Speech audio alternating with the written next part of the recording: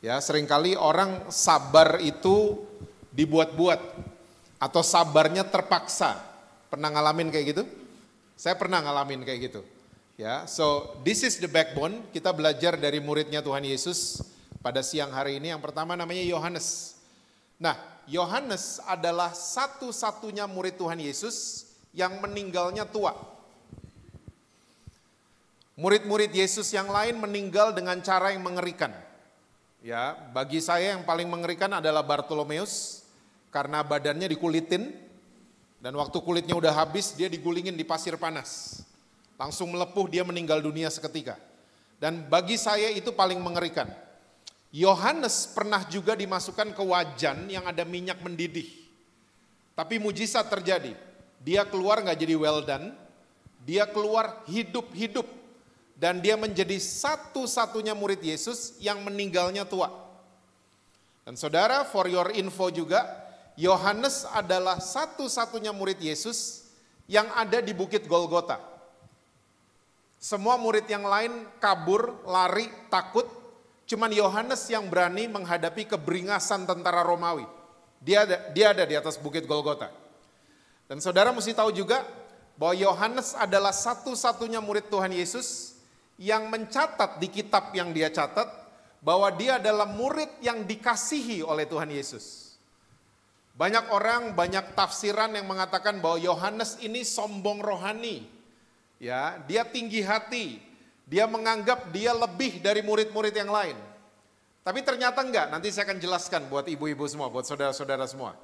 Dan saudara satu lagi, Yohanes adalah satu-satunya murid yang menangkap definisi kasih. Kita orang Kristen, kita kalau mendengar kata kasih, seringkali yang mendarat di kepala kita adalah semua catatannya Rasul Paulus. Betul apa betul? Kita kalau dengar kata kasih, yang mendarat langsung kasih itu sabar, kasih itu murah hati, dia nggak sombong, ya, dia nggak cemburu, itu semua. Nah, tolong ingat baik-baik, saudara-saudara. Semua catatan Rasul Paulus itu bukan definisi kasih. Itu adalah the fruits of love. Itu adalah buah-buah daripada kalau kita ngerti kasih itu apa. Buahnya akan seperti itu. Ya, tiba-tiba effortlessly, apa tuh bahasa Indonesianya? Ya, tanpa kita pakai usaha kita, tiba-tiba kita jadi sabar sendiri. Buah-buahnya keluar. Ya, tiba-tiba kita bisa nggak simpen salah orang lain. Dan kita akan amazed sama diri kita sendiri. Saya kok bisa gini ya? Nah, ini semua bisa terjadi, sabar bisa terjadi, apalagi kalau lagi sabar tuh dipakai buat hal-hal yang lagi nggak enak kan? Betul apa betul? Kalau lagi seneng-seneng gitu perlu sabar? Nggak perlu kan? Tapi sabar itu adalah weapon, senjata paling ampuh waktu kita lagi diproses. Betul ya?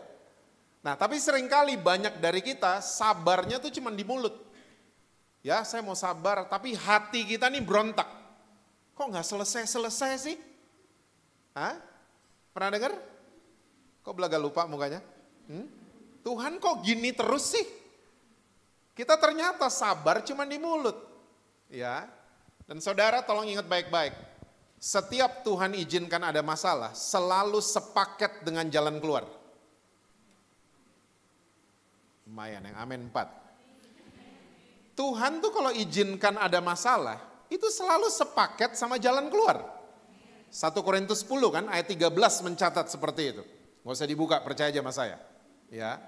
Jadi Tuhan itu waktu izinkan ada masalah, Tuhan gak iseng-iseng sama saudara. Karena waktu Tuhan izinkan ada masalah, yang mau dirubah tuh kita, bukan masalahnya. Saya ulang. Waktu Tuhan izinkan ada masalah, yang mau dirubah tuh kitanya, bukan masalahnya. Makanya itu namanya adalah proses. Kitanya berontak terus, masalahnya nggak selesai. Saudara nggak lulus-lulus dari situ. Tapi waktu kita sadar, iya, saya yang perlu dirubah. Oh, kita akan naik kelas. Dan waktu kita lagi diproses, memang perlu ya salah satu buah daripada kasih yang namanya adalah sabar.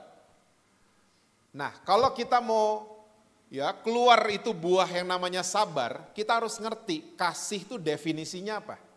Karena sekali lagi semua yang dicatat Rasul Paulus itu bukan definisi kasih. Itu adalah the fruits, buah-buah dari kalau kita ngerti kasih itu apa.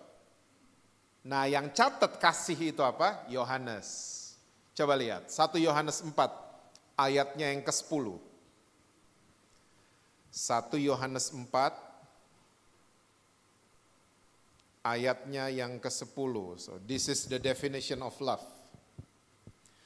Inilah kasih itu bukan kita yang telah mengasihi Allah, tapi Allah yang telah mengasihi kita dan yang telah mengutus anaknya sebagai pendamaian bagi dosa-dosa kita.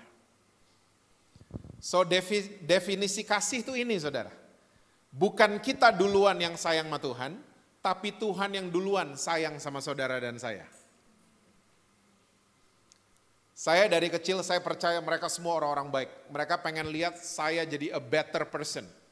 Ya, dari mama saya, papa saya, orang tua saya, guru-guru sekolah minggu, sama youth pastor saya. Dari dulu mereka suka nasehatin saya dan nasihatnya bunyinya begini, Jess, kamu harus sayang sama Tuhan dengan segenap hati, jiwa, akal budi, kekuatan. Mereka punya nasihat ini, mereka maksudnya baik.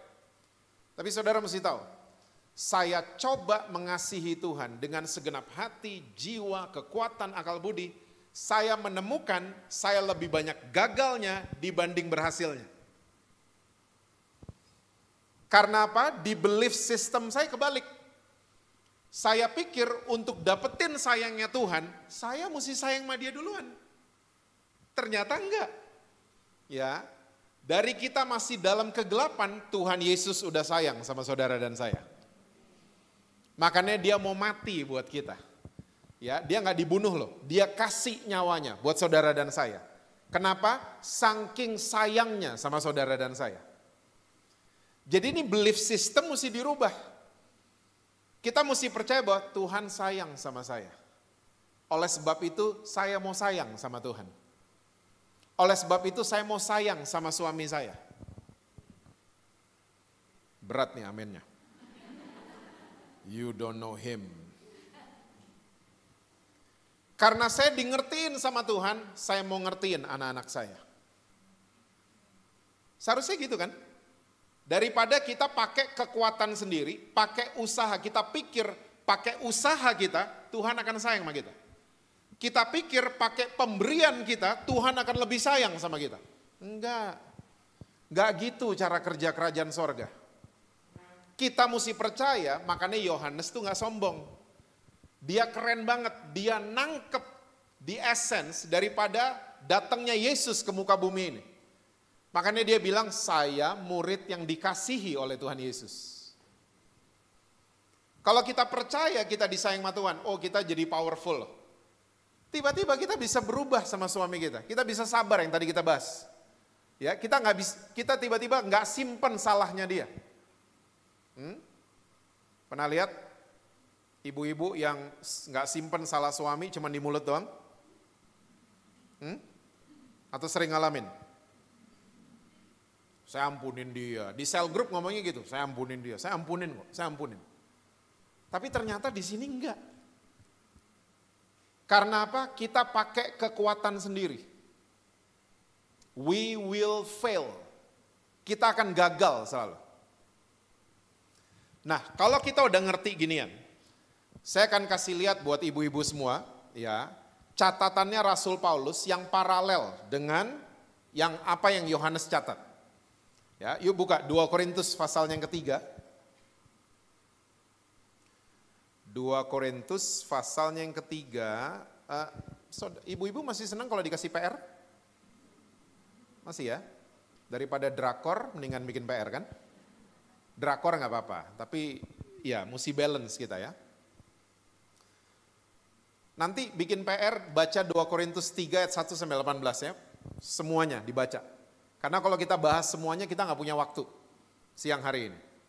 Oke, saya cuma mau bacakan buat saudara ayat 9 sampai 11. 2 Korintus 3 ayat yang ke-9 sampai dengan ayat yang ke-11.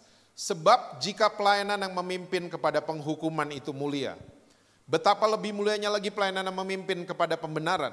Ayat 10.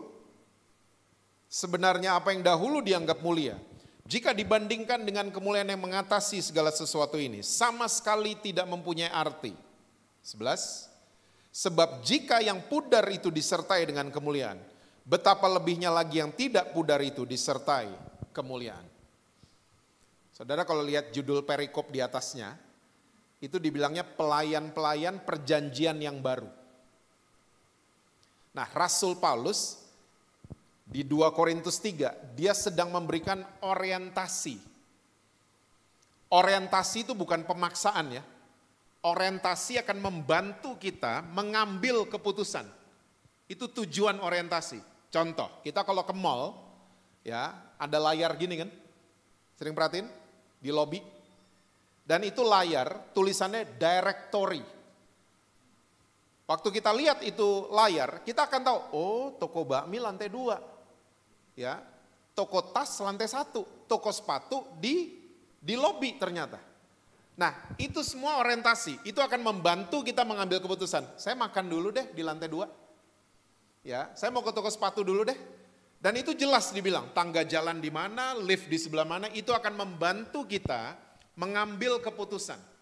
Nah, Rasul Paulus juga mencatat tentang orientasi. Karena ada 2 tipe pelayanan, terserah kita mau pilih yang mana. Yang pertama namanya, kita udah baca tadi kan, pelayanan yang memimpin kepada penghukuman. Bahasa Inggrisnya ministration of condemnation. Yang kedua namanya adalah pelayanan yang memimpin kepada pembenaran. Bahasa Inggrisnya adalah ministration of righteousness. Pelayanan yang memimpin kepada penghukuman dasarnya adalah hukum yang tertulis. Kita kenal dengan istilah hukum Taurat. Pernah dengar? Hukum Taurat. Lalu pelayanan yang memimpin kepada pembenaran dasarnya adalah hukum roh. Kita kenal dengan istilah hukum kasih karunia. Mungkin ibu-ibu mulai bertanya, pelayanan yang memimpin kepada penghukuman itu gimana maksudnya? Saya ceritanya saya aja ya, supaya kita easy to digest. Saya waktu agak mudaan, sekarang masih muda soalnya. Saya 50 years young, ya. Nah, waktu saya 30 tahunan lalu, I was angry young man, ya, waktu early 20s, ya. Dan saya itu saudara mesti tahu, saya tiap breakfast saya Marlboro Lights dan Jack Daniels. Every morning. Makanya kasih karunia Tuhan, saya dicek usus saya nggak apa-apa, liver saya nggak apa-apa hari ini. Ya itu semua cuma karena anugerah Tuhan. Karena dulu every morning, setiap pagi breakfast saya kayak gitu. Dan saya itu tukang mabok dan tukang tawuran zaman dulu. Tukang berantem. Nah, waktu saya lagi mabok-mabokan di luar rumah, saya masih punya pikiran gini, saya bisa berubah kalau ikut KKR. Kebaktian hari Minggu, kebaktian kaum wanita gak akan merubah saya. Saya berubah, mesti ikut KKR. Dahsyat gak? Siapa yang dahsyat? Yang dahsyat mama papa. Kesini-sini saya baru ngerti, waktu saya lagi mabok-mabokan di luar rumah, mereka selalu masuk ke kamar saya, bantal saya ditumpangin tangan. Didoain nih anak bungsu sama mereka. Makanya di luar rumah saya masih mikir, sebadung-badungnya saya masih mikir mau berubah. Dahsyat kan? Lagi badung biasanya gak mikir apa-apa kan? Masa belaga lupa? Hah? Dan saudara kalau masih ingat, awal 90-an, hampir setiap minggu tuh ada KKR di Jakarta. Awal 90-an, saya selalu mau ikut. Saya selalu mau ikut.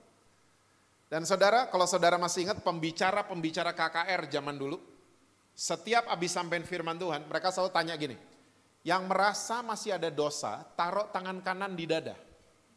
Ingat pertanyaan itu? Ingat ya, itu pertanyaan membekas loh ke sekarang. Terus kalau dia udah tanya gitu, biasanya pembicaranya mulai angkat satu lagu. Dia nyanyi. Nyanyi, lagunya mau selesai dia ngintip. Ternyata yang taruh tangan kanan di dada banyak juga loh. Nah habis lagunya selesai, pembicaranya biasanya ngomong gini. Coba yang taruh tangan kanan di dada, maju ke depan.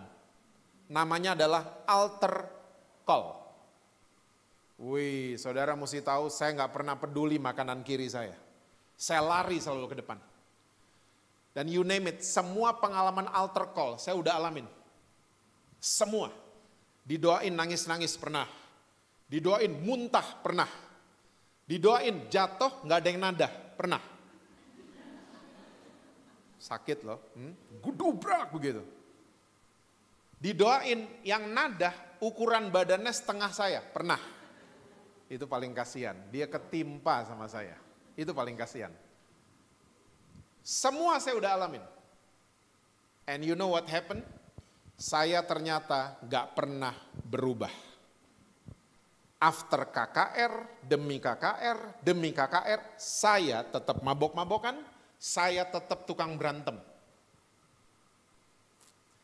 Inilah yang disebut dengan pelayanan yang memimpin kepada penghukuman. Fokus pelayan Tuhannya adalah dosa dari orang yang sedang dia layani. Saya ulang. Fokus pelayan Tuhannya itu adalah dosa dari orang-orang yang sedang dia layani.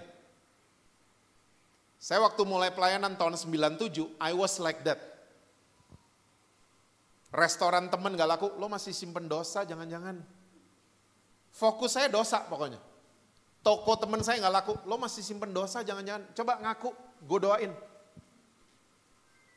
Fokus saya adalah kepada dosa orang-orang yang sedang saya layani.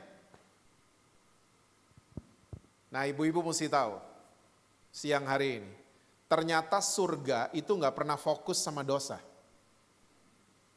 Surga fokusnya sama korban. Coba kita mundur sebentar ya, ke Tulah 10. Saudara masih ingat Tulah 10? Anak sulung di Mesir dibunuh. Waktu malaikat lagi jalan di bangsa Mesir. Apa sih yang dilihat sama malaikat? Rumahnya Jesse Lantang, jangan dibunuh anak sulungnya. Dia pembicara WBI Eklesia. Oh guys, jangan berisik. Kenapa? Malaikat pada tanya. Itu rumahnya donatur. Jangan diapa-apain keluarganya. Malaikat gitu? Enggak kan? Yang dilihat sama malaikat adalah ada darah domba atau tidak di rumahnya orang Yahudi. Dilewatin rumahnya, anak sulungnya gak dibunuh. Malaikat gak peduli, itu orang Yahudi, mungkin suami istri lagi berantem kali di dalam. Itu gak jadi fokusnya malaikat. Ya, mungkin anak sulungnya baru bohongin orang tuanya mungkin di dalam rumah. Gak jadi fokusnya malaikat. Asal ada darah domba, dilewatin rumahnya. 1. 2. Zamannya hukum Taurat. Tadi belum ada hukum Taurat kan? Masuk ke hukum Taurat. Hukum Taurat itu aturannya ribet. Kita bikin dosa, urusannya mati. Mati. Kalau mau tetap hidup, mesti korbanin 2. Antara 2, burung tekukur atau domba jantan tambun gak ada cacatnya. Ya. Kalau gak ada korban ginian, mati kita. Mati. Langsung dihukum mati sama Tuhan. Nah, kalau saya misalnya saya pendosanya, ya saya mesti cari itu di Topet, di Shopee cari domba jantan, tambun, nggak ada ininya, size berapa, payment. Kurir datang, paket datang dombanya, cek, wih bener, mulus, tambun, nggak ada cacatnya. Saya pendosa, saya harus bawa domba ini ke imam besar pendosa. Nah, waktu saya lagi jalan ke arah imam besar dari jauh lihat saya udah tahu, saya bikin dosa. Karena saya bawa domba, imam besar udah tahu, ups, Jesse bikin dosa. Nah, sampai di depan imam besar, saya tidak diinterogasi. Lo berantem sama siapa kemarin? Saya gak digitu-gituin. Kamu minum apa tadi malam? Saya gak digitu-gituin. Tapi yang dicek sama imam besar adalah dombanya. Ada cacatnya apa tidak? Waktu ditemukan tidak ada cacatnya, domba ini layak jadi korban bakaran. Saya dikasih belatinya sama imam besar, pisau. Dan domba ini dibunuh cuman boleh disembelih sekali di bagian leher. Zrut. Nah, waktu domba ini disembelih, dua hal terjadi. Dosa saya pindah ke domba itu, kesucian domba itu pindah ke pendosa. Dan domba ini dijadikan korban bakaran dan saya sebagai pendosa dinyatakan tidak berdosa untuk 1 tahun. Come on, WBI Eklesia. Gak ada lagi yang piara domba atau burung tekukur di rumah kan? Hah? Ini 2 binatang aja kita jarang ketemu. Karena apa? Hari ini saudara dan saya punya korban yang sempurna. Anak domba Allah itu sendiri. Dia disiksa gak cuma sekali. Dia disiksa dari malam sampai besoknya. Hancur tubuhnya. Mukanya hancur. Dan waktu dia hancur, sama 2 hal terjadi. Kesuciannya Yesus pindah ke ibu-ibu dan saya. Dosa kita pindah ke Tuhan Yesus. Dan kita dikuduskan sekali untuk setahun, selama-lamanya. Wow, luar biasa. Kalau surga fokusnya sama korban, kenapa dan kita orang Kristen suka fokus sama dosa sesama? Halo? Kita seneng ngomongin kelemahan orang lain. Ya. Kita seneng gosipin orang lain. Di WB Eklesia nggak ada? Di tempat lain. Orang Kristen kalau cell group rohani kan, praise and worship, bahas firman Tuhan, ya, apalagi saling mendoakan, makan bareng. Wih, Alkitabiah semua. Udah mau pulang, udah jam 10 malam. Ya, tiba-tiba di pagar ada 1 anggota cell group ngomong gini, lo tahu nggak si ini bikin ini? Itu cell group gak jadi pulang. Pengalaman kayaknya ya. Cell group berlanjut bagian kedua di pagar. Bukan ngomongin firman, tapi ngomongin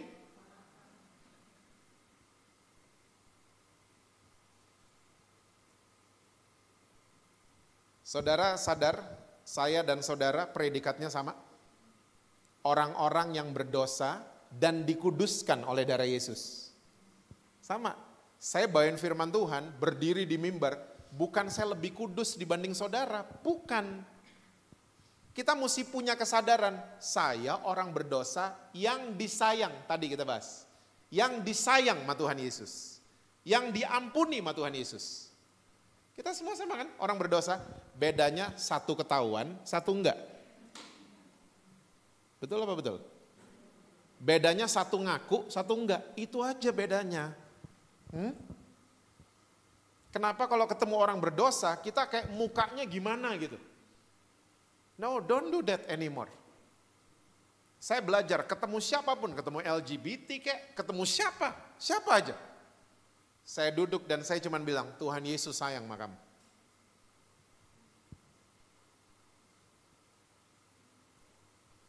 Saya percaya waktu saudara mulai merangkul anggota keluarga saudara, janji firman Tuhan akan digenapi. 1 orang diselamatkan, seisi rumah saudara, Tuhan akan selamatkan.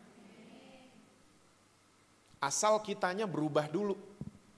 Ingat tadi, kalau ada masalah yang mau dirubah kita, bukan masalahnya. Tuhan rubah suami saya, ganti doanya, Tuhan rubah saya. Oh berat nih amennya. Change me. Iya tapi pastor, anak saya LGBT. Mau gimana? Kita yang mesti berubah.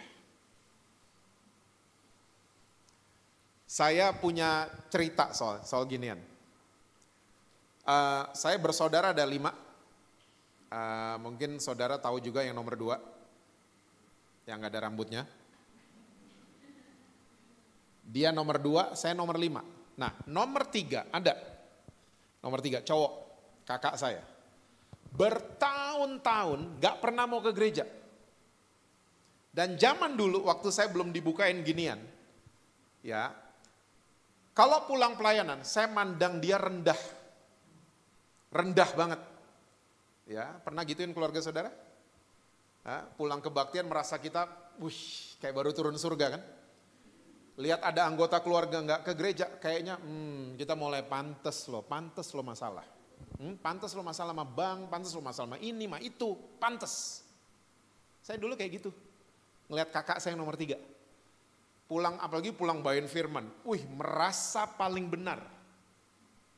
Ya. Nah, waktu Tuhan bukain ini semua, saya tobat setobat-tobatnya. Yang dirubah saya duluan kan, saya tobat setobat-tobatnya. Nah, kakak saya ini yang nomor 3, dia tuh punya hobi nonton konser di dalam dan luar negeri. Nah, 2017 kemarin dia datengin saya, dia ngomong gini, Jess, ini Paul McCartney mau main loh di Melbourne. Saya langsung bilang sama dia, gue ikut. Dia kaget lihat saya, hah? Lu bukannya tim Hillsong? Iya, tapi Beatles juga. Singkat cerita kita berangkat. Dia bingung the whole trip. Dia bingung lihat saya. Ya, apalagi waktu konser, saya tahu semua lagunya. Karena 70% Paul McCartney show itu yang dibawain lagunya The Beatles. Ya. Balik ke Indonesia, nggak terjadi apa-apa. Tiba-tiba 1,5 bulan kemudian dia ngomong gini lagi sama saya, Jess, ini Scorpions mau main loh di Singapura. Saya bilang lagi pada dia, gue ikut. Loh, emang lo tahu lagunya? Tahu, Always Somewhere, Wind of Change, tahu? Berangkat. Singkat cerita, hari ini kakak saya yang nomor 3, dia jadi pribadi yang jatuh cinta sama Tuhan Yesus. Dia berubah bukan karena lihat Jesse dan Billy jalan di atas air, enggak. Dia berubah bukan karena ditunjuk-tunjuk, bukan. Dia dirubah karena dirangkul. Dia berubah. Saya bisa cerita sampai sore. LGBT saya gituin juga, saya rangkul, bukan saya pacarin ya. Jangan salah tangkap. Saya rangkul, mereka malah berubah. Berubah. Ternyata mereka nggak dapat itu dari mereka kecil di rumah.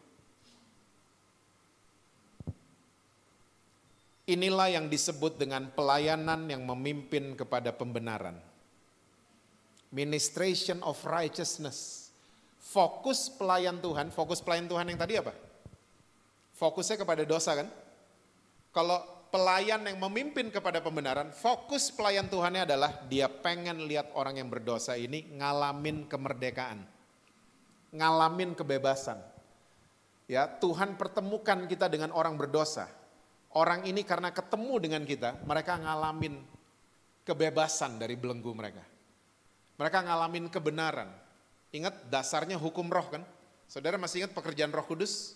Memimpin kita kepada segala kebenaran. Tuhan lagi membangkitkan tipe pelayanan seperti ini. Saya percaya WBI Eklesia salah satunya. Jangan gampang hakimin orang. Kita nggak pernah tahu apa yang mereka alamin, ya. Kita nggak pernah tahu masa lalu mereka seperti apa. Kita nggak pernah tahu. Rangkul dong, dirangkul. Ambil keputusan. Kita mau ngerti mereka, seperti Tuhan udah ngerti saya. Ingat paradigma kasih tadi? Ya, saya diampuni Tuhan, saya mau ampuni suami saya. Saya di ngertiin sama Tuhan, saya mau ngerti anak saya. Karena saya udah diterima duluan sama Tuhan. Tuhan lagi membangkitkan pelayanan seperti ini di mana-mana. Saudara mesti tahu, kita tunjuk anak-anak kita, mereka makin menjauh dari kita. Saya boleh cerita satu lagi? Sebelum kita masuk ke poin terakhir, awal Januari, anak saya yang nomor 2, dia duduk di meja makan, dia buka tas, dia keluarin vape. Saya masih belum mikir apa-apa, saya pikir punya temennya kali. Enggak, diisep sama dia. Asapnya dibuang ke muka saya lagi. Mulai dong ada kalimat-kalimat, kamu ayah yang gagal. Pernah ada kalimat-kalimat gitu? Hah? Kamu pendeta, anakmu kayak gitu. Hah? Ngaca dong. Mulai itu kalimat-kalimat gitu. Tapi ada suara lembut di hati saya ngomong gini, Jess, your son is your best friend. Ada suara lembut ngomong gitu. Gak tahu kenapa habis saya dengar suara itu, malah saya tanya, itu flavornya apa? Mau marah loh, tadinya mau marah, tapi Malah nanya itu flavor, dia jelasin. Ini strawberry Dad, ada apa gitu campurannya, saya lupa. Dan kalau di ruangan AC enak banget baunya. Dia isep lagi, dibuang lagi asapnya ke saya.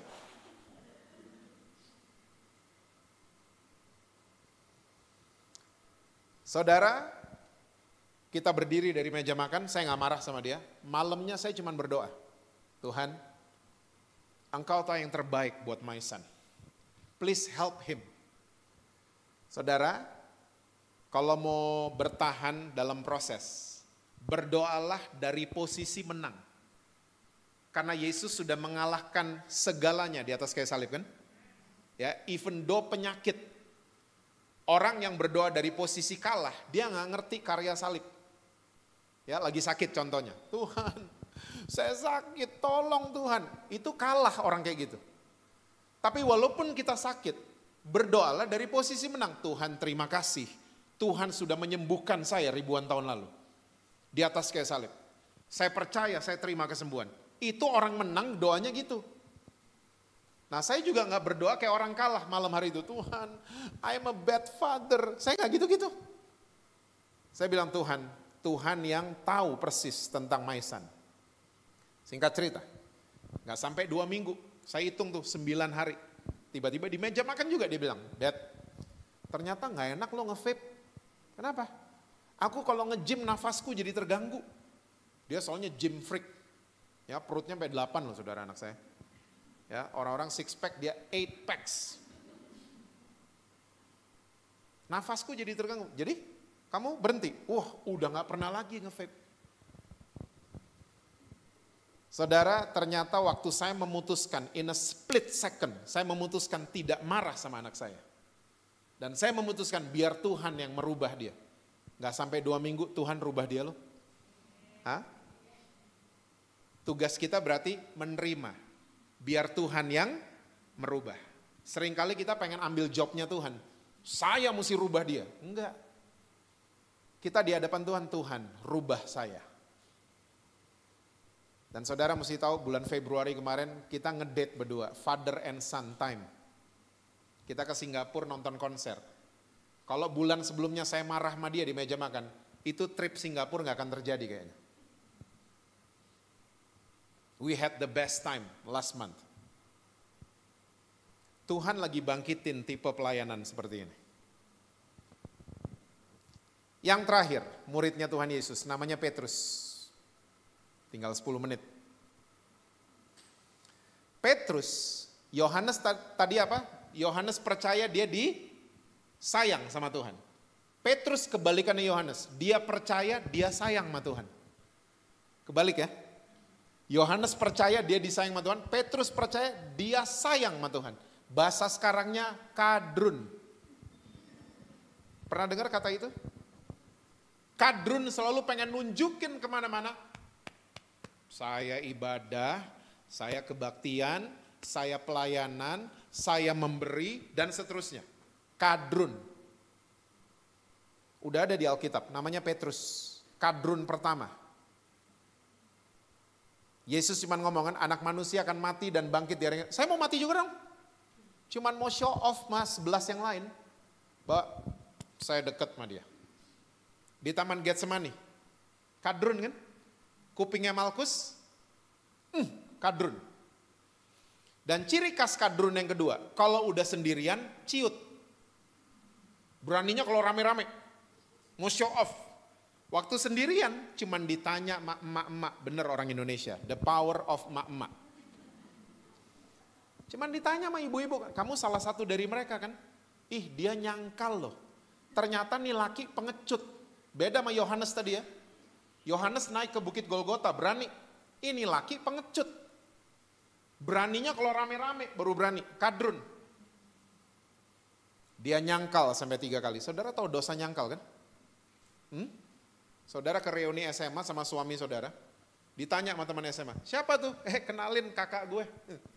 Itu nyangkal. Itu nyangkal. Dan dosa nyangkal tuh mengerikan sekali. Oke? Ayam berkokok, kita semua tahu ceritanya. Yesus noleh ke Petrus. Saya percaya waktu Yesus lihat Petrus with full of love and forgiveness. Kalau Yesus ngeliatin Petrus, kalau Yesus gitu-gitu, Petrus nggak ada lagi pasti di Alkitab. Udah pindah ke Semanan. Nggak ada lagi Petrus pasti di Alkitab. Yesus mati, bangkit di hari yang ketiga. Kalau saudara baca Alkitab saudara baik-baik, Petrus tuh kucing-kucingan, nggak mau ketemu sama Yesus. Akhirnya Yohanes 21 kan, di Danau Tiberias, mereka lagi mancing, Yesus making breakfast. Kapal merapat, Yohanes yang nyadar, itu ada guru. Petrus turun, dia pakai baju, baca coba Yohanes 21 nanti ya. Dia pakai baju, dia nyemplung. Pengecut loh nih laki. Dia nggak mau, dia menghindar. Dan Yesus tahu muridnya yang namanya Petrus cuma nelayan, bukan marinir. Marinir tuh kuat berenang, merak ke Bakahuni. Marinir Indonesia kalau ulang tahun acaranya kayak gitu. Nelayan cuma kuat naik perahu dari malam sampai subuh. Nelayan. Bener. Nggak lama berenang, naik Petrus. Nggak mau harus ketemu sama Yesus. Saya nggak bisa bayangin itu salah tingkahnya seperti apa. Kita hari ini kalau salah tingkah lihat handphone kan. Zaman dulu nggak ada gadget. Kalaupun ada gadget, mungkin dia udah update status, mati gua ada Yesus. At location Danau Tiberias. Di repost sama Yohanes, rasain loh gitu. Petrus sampai depan Yesus. Yuk kita belajar teladannya Yesus. Yesus di depan orang yang nyangkal dia. Ingat tadi dosa nyangkal. Yesus berdiri tidak sebagai minister of condemnation. Yesus berdiri di depan Petrus tidak sebagai pelayan yang memimpin kepada penghukuman. Tapi Yesus berdiri di depan Petrus sebagai minister of righteousness. Dia pengen lihat Petrus bebas dari feel guilty. Dia nggak pengen lihat Petrus tertuduh. Dia nggak pengen lihat Petrus terhakimi. Dia nggak pengen. Dia pengen lihat Petrus bebas, merdeka dari itu semua. Saudara kalau dengar kasih karunia, jangan pikir merdeka bikin dosa ya. Tapi merdeka atas dosa. Oke?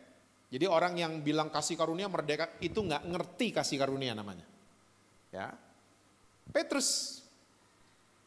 Makanya Yesus bertanya pertanyaan yang sama. Do you love me more than anything else? Pertanyaan ketiga Petrus nangis. Tolong ingat baik-baik ibu-ibu dan beberapa kaum pria. Ternyata kata kasih yang keluar dari mulut Yesus sama kata kasih yang keluar dari mulut Petrus beda. Saudara tahu di bahasa Yunani kasih ada 3. Eros, filio, agape. Eros itu nafsu, filio kasih buat sahabat dan keluarga, agape itu kasih tanpa syarat. Ternyata pertanyaan Yesus buat Petrus itu begini, do you agape me or not? Jawabannya Petrus, yes I filio you. Nggak nyambung. Masih pede Petrus. Ya. Pertanyaan kedua, do you agape me or not? Yes, I feel you. Pertanyaan ketiga, Petrus menangis. Kalau saudara pelajari dari bahasa aslinya, Peter in his deepest sorrow. Dia dalam kesedihan yang mendalam. Bukan cuma nangis. Dia sadar standar kasihnya beda sama Yesus. Beda. Dan waktu Yesus lihat Petrus sadar. Ya, apa pesan Yesus masih ingat? If you agape me, itu seharusnya gitu bahasa aslinya. If you love me, gembalakanlah domba-dombaku. Menggembalakan dombanya Yesus gak bisa pakai jari saudara. Lu gini ya, lu. Gak bisa. Gembalakan dombanya Yesus mesti pakai kasih agape. Kasih tanpa syarat. Gimana caranya? Tadi balik ke awal. Kita mesti percaya saya disayang sama Tuhan. Bukan saya yang sayang sama Tuhan. No. Petrus berubah kan? Petrus berubah. Dia berubah bukan karena ditunjuk sama Yesus. Dia berubah karena dirangkul. Dia jadi pria pemberani juga kan? Dia gak pengecut lagi. Dia salib, dia mati di salib Petrus. Dia bilang sama tentara Romawi, tolong salibnya dibalik, saya nggak pantas sama dengan guru saya. Tolong dibalik kepalanya di bawah. Petrus jadi brave man. Petrus dirubah karena kasih. Saudara, stop kasih lihat sama dunia sama keluarga. Kalau kita sayang sama Tuhan. Instagram kita cuma lagi angkat tangan semuanya. Minggu ini angle kanan, minggu depan angle kiri, minggu depan black and white, semuanya lagi angkat tangan. Gak apa-apa mau posting gituan, tapi stop lah. Cuman mau kasih tau, gue pelayanan loh. Stop. Mendingan kasih lihat ke keluarga, saya disayang sama Tuhan. Saya di-ngertiin sama Tuhan, saya mau ngerti kamu. Saya diterima sama Tuhan, saya mau terima kamu. Saya percaya tema saudara hari ini, itu tiba-tiba effortlessly, kita udah bahas dari awal. Tanpa pakai usaha, keluar sendiri. Kok saya jadi sabaran ya sekarang? Karena tiap hari kita download itu virus dalam tanda kutip. Virus yang namanya di-upgrade terus lagi. Saya disayang sama Tuhan, saya disayang sama Tuhan, saya di-ngertiin sama Tuhan. Cerita terakhir, boleh? Boleh ya? Sudah kedinginan? Enggak ya? Oke. 2 tahun lalu saya kena Delta. Kalau saudara masih ingat, itu Jakarta lagi tegang banget karena rumah sakit penuh. Apalagi oksigen habis, obat-obatan habis, dan dari awal saya udah lihat penyertaan Tuhan. Ya, saya punya temen goes, itu salah satunya dokter. Dia bilang, Jess, gak usah ke rumah sakit, ke hotel aja. Saya akan pandu kamu. Ya, gak apa-apa ya, sehari 5 kali kalau saya telepon angkat. Saya mau cek saturasi, saya mau cek semuanya. Kamu di hotel aja. Saya kirimin obat-obat, saya punya masih ada stok di rumah. Nah, waktu saya isoman, I am a bread lover. Saya ini pencinta roti. Di keluarga itu, kalau beras habis, gak ada yang panik. Kalau roti habis, panik semua. Nah, saya ini punya favorit roti, itu PBNJ, Peanut Butter and Strawberry Jam. Ada di Menteng, di Jalan Tegal. Restorannya namanya The Wilson's Lane. Kalau saudara pengen ke sana, DM saya aja, nanti saya kirimin itunya. Ya, itu enak banget roti di situ. Nah, waktu saya isoman dikirimin 2 tangkep. Ya. Nah, waktu roti ini sampai, saya makan, saya cuma bisa makan 1 hap. Rotinya nggak habis. Nggak habis rotinya. Semua bingung. Oh, Dad, anak-anak saya, Dad, habisin dong gitu. Daddy perlu makan gitu. Nggak tahu, nggak pengen.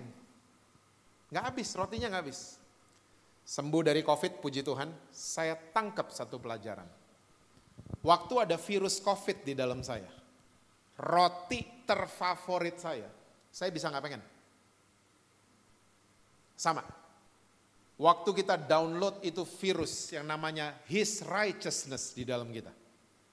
Di-upgrade terus lagi. Ya. Dosa favorit kan? Kok belaga nggak tahu? Dosa tuh enak. Kalau nggak enak orang nggak banyak orang jatuh di situ kan? Kalau nggak enak gitu, dosa tuh enak. Tapi tiba-tiba kita bisa nggak pengen. Karena nggak pengen sama nggak mau tuh beda. Pernah dengar orang yang nggak mau, ngumbar nggak mau? Laki orang nggak mau, enak aja nggak mau. Hati-hati, ngomong-ngomong nggak mau, 1 hari bisa mau. Tapi kalau udah nggak pengen, itu kayak saya sama kodok. Saya ditawarin suike, seenak apapun, no. Suike, enggak. Saya ngebayangin dia hidup, aduh enggak banget.